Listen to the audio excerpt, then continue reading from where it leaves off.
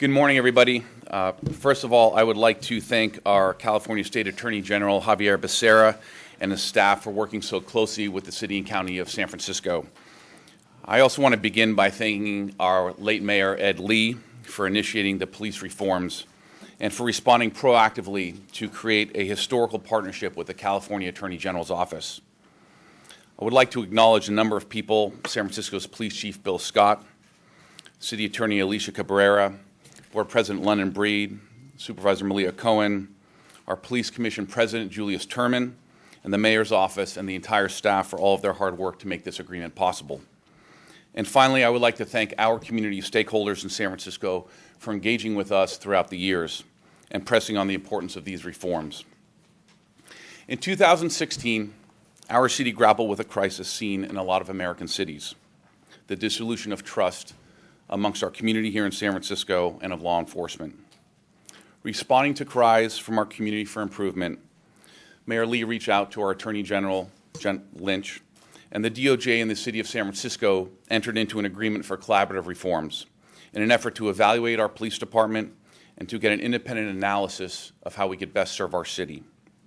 And after a thorough assessment, the DOJ presented 272 recommendations, and our city, following the commitment of Mayor Ed Lee, embraced and agreed to implement all recommendations and to work closely with the Justice Department.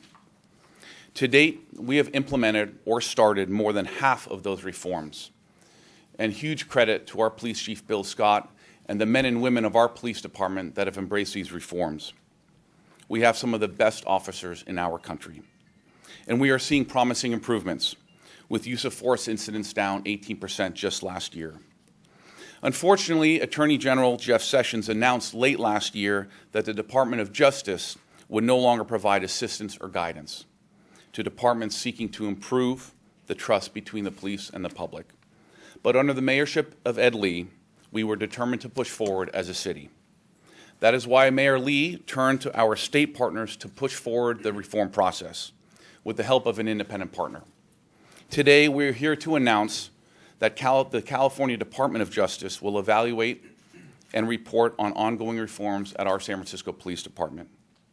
This partnership with our Attorney General demonstrates our commitment as a city to the reform process, and it includes measures needed to assure the public it will be an unbiased and transparent process.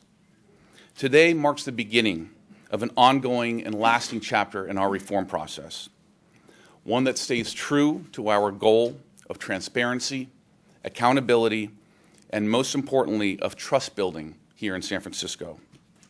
Mayor Lee started us on this path, and I will continue the journey he began. Again, I want to thank our Police Chief Scott and the Police Commission for their leadership, and in particular, the men and women of our police department.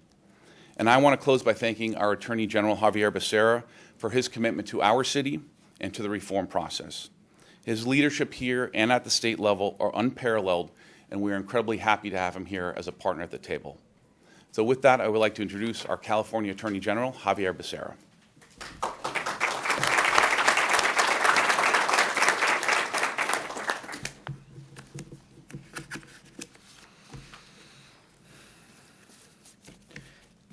First, Mayor Farrell, thank you very much for bringing us together.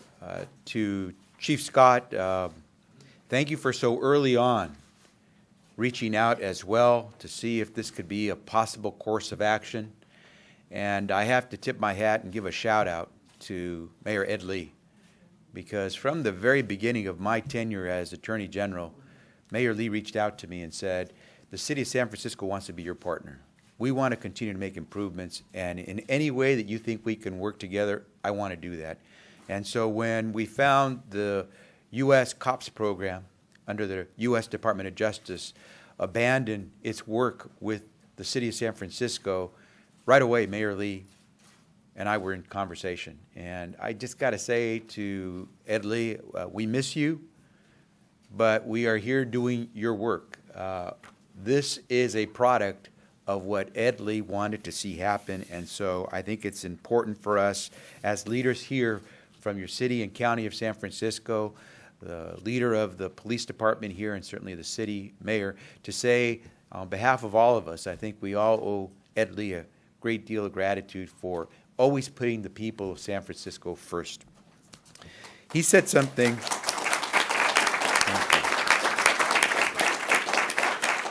He said something very important when he began this undertaking, to help families in San Francisco, our men and women in uniform, believe that there could be that kind of confidence and trust that we need to do the best job at public safety. He said, fair and just policing that treats everyone the same and places the sanctity of life above all else was what was important. And I think today, that's our mission. Those of you who reached out and have been reaching out to try to help all of us come together so that families throughout the state, certainly here in San Francisco, can feel confident about the work that's being done to provide them with the public safety, should look at today's announcement as a sign that in San Francisco, they are serious about getting the job done. We need that kind of focus, and we needed this memorandum of understanding between the city and county of San Francisco, the police department in San Francisco, and the state of California through the Department of Justice to make live those reforms that were proposed by the city, more than 270 of them, and make sure that they get implemented. That is how you gain the confidence of the people of your city and your county. And I think it's important to note that simply because the federal government decided to abandon ship did not mean we were going to let that ball drop. There's some fumbles that really can cost you a whole lot. And we saw a really fascinating game yesterday at the Super Bowl. But I will tell you this, at the end of the day, the people of the city and county of San Francisco are going to be the big winners here because we picked up the ball and we're going to run with it. And we're going to do this for the people of California and San Francisco. My team at the Department of Justice stands ready to be with you as a partner. I can't tell you how important it is to have independent eyes overseeing these reforms. Accountability, transparency, confidence, and trust, they all come from giving people a sense that there will be an independent review of the work that's being done. And I believe the people of the city and county of San Francisco should be heartened that it was the leaders of the city and county of San Francisco and their police department who asked for these independent eyes to come forward. So it's all about working together. And I got to tell you, public safety is as much a team sport as anything you've seen on TV in the last 24 hours. And we have to do this together. Nothing is more important than public safety. Nothing is more important than public trust. We hope to build that public trust by working through this memorandum of understanding. And if I can send one last message to the people of this great city and county in San Francisco, this is the work that we must do.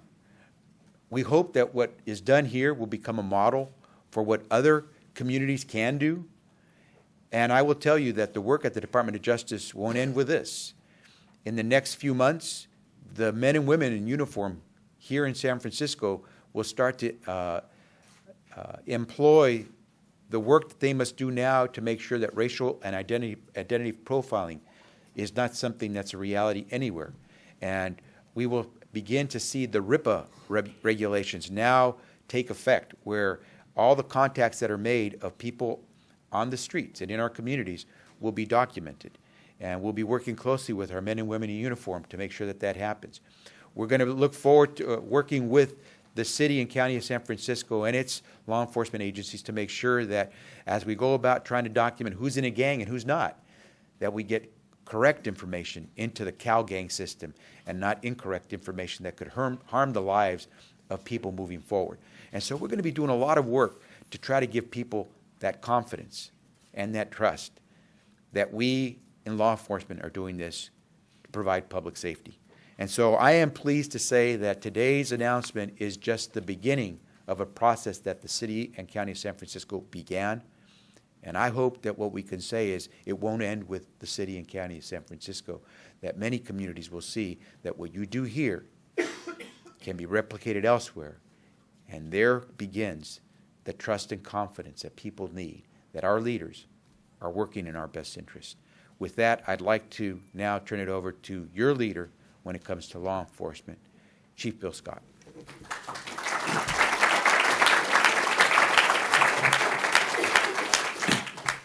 Thank you, Attorney General Becerra and Mayor Farrell. I want to start my comments off with thanks as well, and then I'm going to touch on some things that I think are very important for you all to know. But let me begin by, first of all, thanking the members of the community that are here today and those that couldn't be with us today, because really this is about policing the community with the community. And the people that you see in this room, many of them, we sit down and we have some very in-depth discussions about public safety, about keeping our city safe. When there are things that happen, whether it be violent crime or car break-ins, these are the people that we consult with, that we work with, that we partner with. But at the same time, these are the same people that are demanding a police department that's fair and just.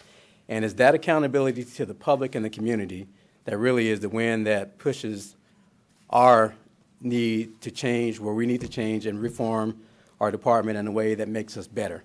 So let me start with my thanks for the members of the community who are always there with us, that hold us accountable, and again, they're here with us this morning, so thank you.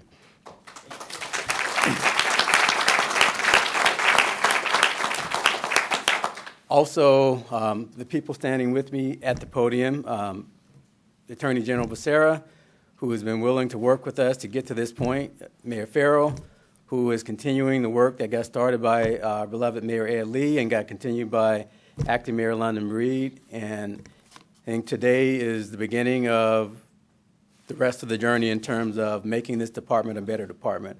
Also to my left, I would be remiss without mentioning Supervisor Cohen, who, Supervisor Cohen, you know I can't forget that, who has always been a champion for reform. And when I stepped in the door here, I think one of the first things I did, even before I actually started and got sworn in, was sit down with Supervisor Cohen, and I saw her passion for having a police department that not only does its job and protects the community, but also is a fair and just police department. So she has always been a champion for police reform, so thank you for that as well.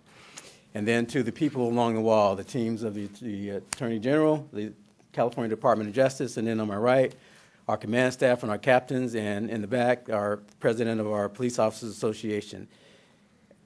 I can't say it any better than Attorney General Becerra. This is a team effort, a total team effort. Without everybody in this room working together, all oars going in the same direction, we cannot get this done. So this is a team effort. It's the ultimate team. It's not a sport because we're talking life and death, but it's the ultimate team adventure.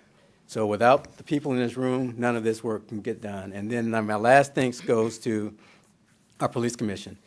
President Terman couldn't be here this morning. I spoke to him this morning, but his and the police commission's guidance and support is vital to our success. The police commission has a responsibility for overseeing the police department, and they take that responsibility very seriously, and we definitely appreciate all that they do to keep us going in the right direction. And also with our former president, Susie Loftus, who was the commission when I got hired, but never had the opportunity to work with her. Thank you for all that you've done to get us to this point as well. So we know that collaborative reform, that the initiative that we started with the U.S. DOJ COPS office is bearing positive results for the San Francisco Police Department and the communities that we serve. The mayor mentioned it, the 18% reduction in use of force. We have reductions in complaints. I think those are all indicators that we're going in the right direction. We are committed and focused on improving our department, and the DOJ, the California DOJ's assessment will provide an independent assessment of the work that we're doing. Now, unfortunately, when we concluded, or the U.S. Department of Justice concluded the work, they were in the process of writing the first assessment report that never got released and won't be released. So it's really important that the public sees from an independent review, an independent eye, what we are doing. I mean, it's one thing for us to report what we're doing. It's another thing for somebody totally independent to come in and assess what we're doing and report to the public. That's one of the benefits of this collaboration with the California Department of Justice. There are also other benefits, technical assistance. Part of the last agreement that we had with the U.S. Department of Justice, there was technical assistance provided. There are many areas where we need to go outside of the city and go outside the department to call on experts, many of who have done this work before, many of who have ideas that maybe we didn't think about, and that technical assistance is a major part of a collaborative reform agreement. So with the California DOJ, with the partners that we have in place, we believe that that technical assistance will continue. We believe that it'll help us with the improvements that we know we need to make. And ultimately, our commitment is about becoming the best police department we can be. Working with our community partners, we've already accomplished a lot. Now, many people in the room are part of the work groups and the groups that have been put together to have the public input that we need to get better. We can't do this. Now, you'll hear me say that over and over again. We cannot do this without the public. I mentioned that our use of force has dropped 18% in 2017. We hope that trend continues. We expect it to continue. We also saw a 9% decrease in citizen complaints in 2017. There are several components of this initiative that will continue. One is addressing bias and how we deal with some of the disparities and disproportionalities that we see in the criminal justice system, not only here in San Francisco, but across the country.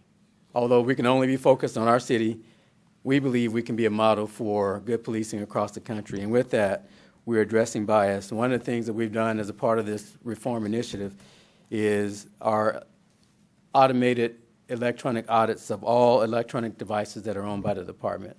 And that is an effort to root out bias, to identify it and root it out and deal with it if, in fact, we see instances where bias is afoot. We've also integrated procedural justice training into our continual professional development curriculum, which our officers must attend biannually. And procedural justice is a very important recommendation because it goes not only externally, it's about fairness. It also goes internally. And with the people standing on the wall, the command staff, the Police Officers Association, I think what we're all looking for is fairness. Fairness in the way we police, fairness in the way we administrate the department, and our procedural justice training will help us get there. We've also dedicated new units that really, their job is to listen to the community. We instituted a community engagement division. Our captains at our districts do a great job in doing that very thing, listening to the community, but one of the recommendations was that the department needed a more robust structure. So this process is institutionalized, and we've done that. And it's an evolution, but we've seen some very good results with this initiation of our community engagement division. We're also focused on accountability, and we're demonstrating that through the use of our body cameras. I mean, body cameras is a whole new dimension that opens up a world that before we didn't have in terms of accountability and actually transparency. I'm very proud with the work that's been done on body cameras because for a department this size to implement that policy, to implement that technology as quickly as it did is astounding in my view. And although there's always things that we can improve on, the fact that we're fully implemented in body cameras, I think it helps our department be a better department. We're also recruiting a diverse force that closely resembles the members of our diverse city. Very important. Diversity brings perspectives that we need. Perspectives from different cultures, from different religions, from different countries, from different educational backgrounds, from different levels of experience. Diversity brings perspective. Perspective brings better policing. So I'm very proud that we are moving forward in our efforts to be a diverse department. Instituting and sustaining these changes won't be easy. We know that, and we accept that challenge. The people along the wall on both sides, along with the community, we understand that it will be a challenge and it won't be easy. Change is hard. Most people don't like to change. Change is a very difficult thing, but we are committed to doing the changes that we know we need to. And it won't be an easy task, but we are committed, we are focused, and we will get it done. Out of the 16 law enforcement agencies that were once a part of the U.S. Department of Justice collaborative review process, we are proud to step forward today to continue this work. And I think we're really the first department that is taking this on in this form. So again, San Francisco leads the way. We're proud to do that, and we really think that this is going to be value added to get us where we need to go. The California Department of Justice will provide us, as I mentioned, with that technical experience and assistance to help us stay on the right track and achieve the goals that we've committed to. This agreement gives our work validation. The Attorney General mentioned it. It gives us credibility. It gives us transparency. And more importantly, this is about maintaining and building trust with the community that we serve, and we believe that this is a means to get there. Ultimately, all we want to see is the best department that we can be. We want to see less use of force. We want to see answers to some of the questions about disproportionality with those that get caught up in the criminal justice system, and we're putting measures in place to do just that. I believe that San Francisco will lead the way, and I don't say that as in a bragging matter. I say that because I'm proud that we've taken this first step to get to that leadership position in law enforcement. Our department has a long history of rising to challenges, and this is just another challenge. It's a big one, but it's just another challenge that I'm confident, and the people along this wall on both sides are confident that we will get there. So thank you all for being here, and thank you for the folks standing with me at the podium for your leadership on this matter. Thank you. And now, without further ado,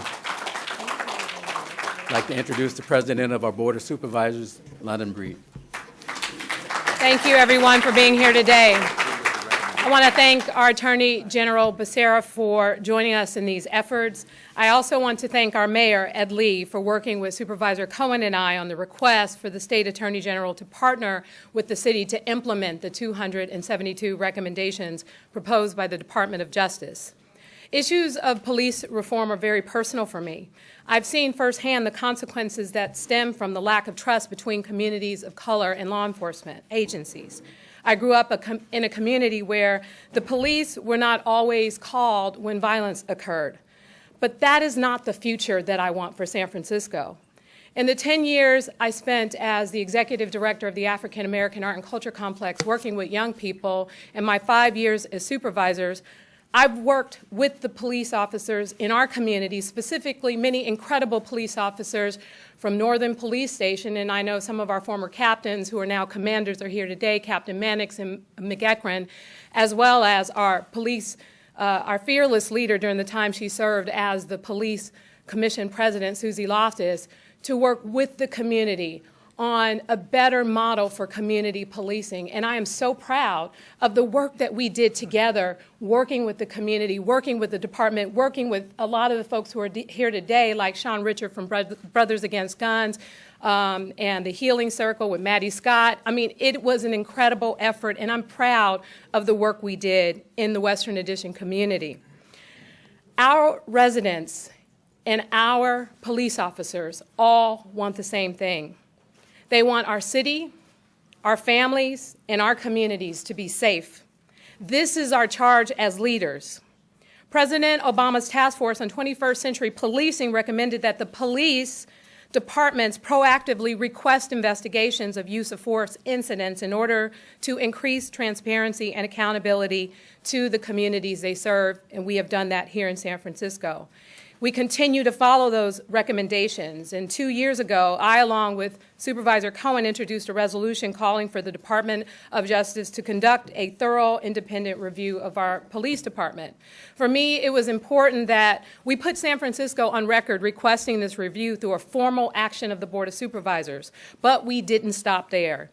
At the same time, Supervisor Cohen and I held regular hearings on police departments' use of force policies in order to have a public discussion to evaluate how training procedures could be improved to prevent escalation of violence and to ensure that we put the right policies in place to prevent these tragic incidents from ever happening to anyone else.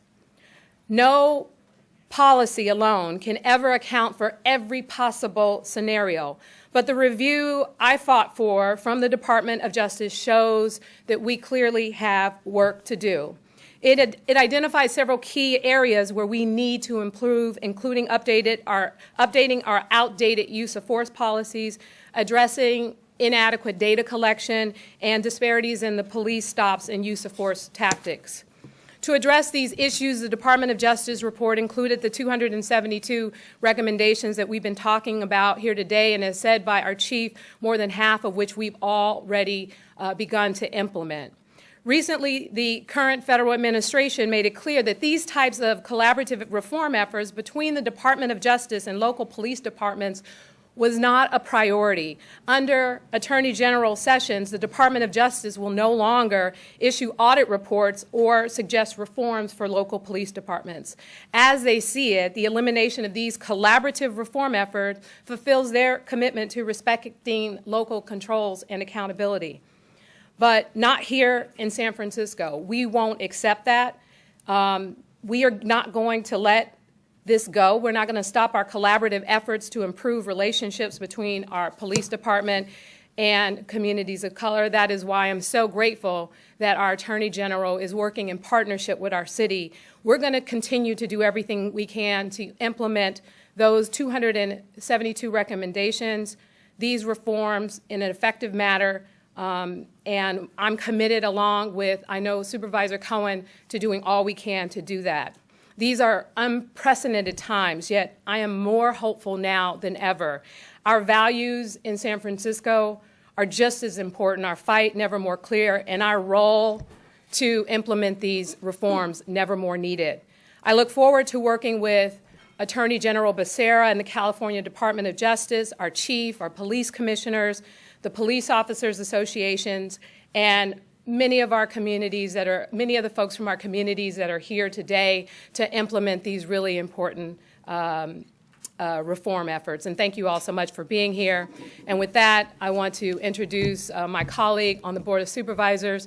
Supervisor Malia Cohen has been a champion on police reform efforts, including her ballot measure on police accountability that was passed overwhelmingly by voters to make sure that there are independent investigations when there is an officer-involved shooting. And so with that, I would like to introduce Supervisor Malia Cohen. Thank you.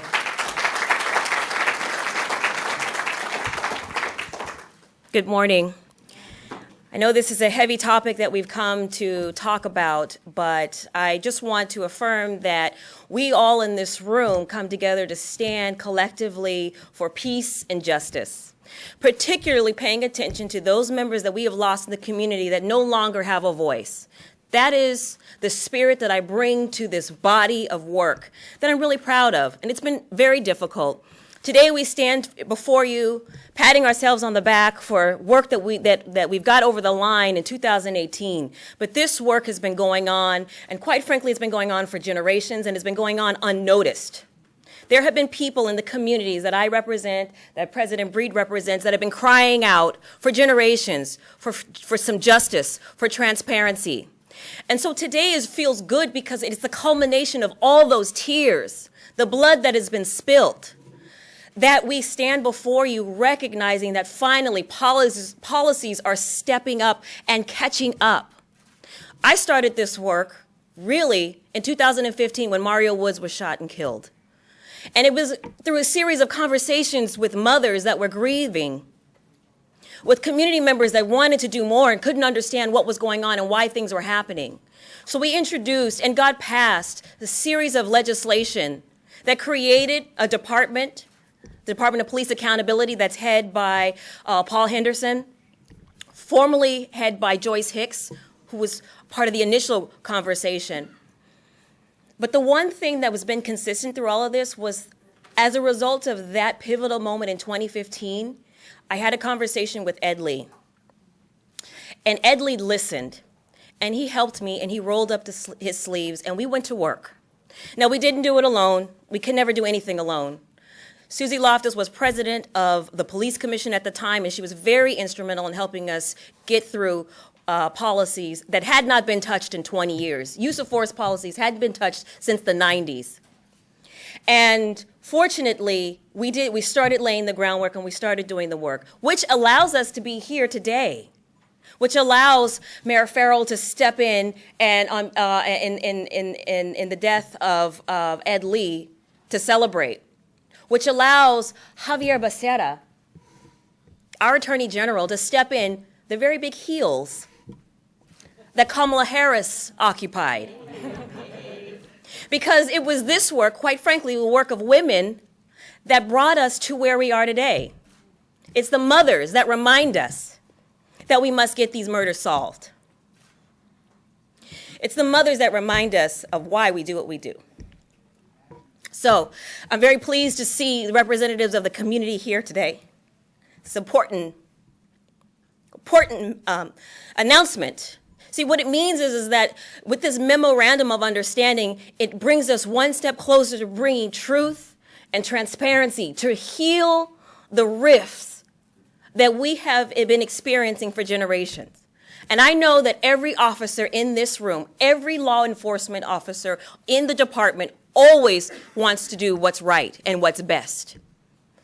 I don't have any question in that. That is why you see a decrease in officer-involved shooting, because we stopped getting complacent and we got serious. We created policies and we said we're not tolerating this anymore. That is the movement that we're here to celebrate, to talk about. So this memorandum of understanding means that we are continuing to do the work that we set out to do years ago, when nobody was paying attention, when sometimes it felt nobody cared. So, gentlemen, thank you. Chief Scott has stepped in and stepped up. But it was Greg, sir, that started this process, that came to the table. Thank you for picking up that mantle, Chief, and making sure that these 272 recommendations, and a couple hundred more if you include DA Gascon and his recommendations, all of these efforts are all to make sure that law enforcement are safe when they're policing, and that there's trust when we call the police into the community, that there will be fairness. Chief mentioned some legislation that I passed also a few years ago about counting. If we don't keep track, we don't count. We must know who's getting stopped, where they're getting stopped, for what reason are they getting stopped. Collecting this data matters because every life counts. And so we must continue to pay attention. So I will end on a very positive note. I'm exuberant. I'm happy to be here. I'm happy to be a part of this, considering I was there in the beginning. And many of you have been here from day one. And I wanted to say thank you.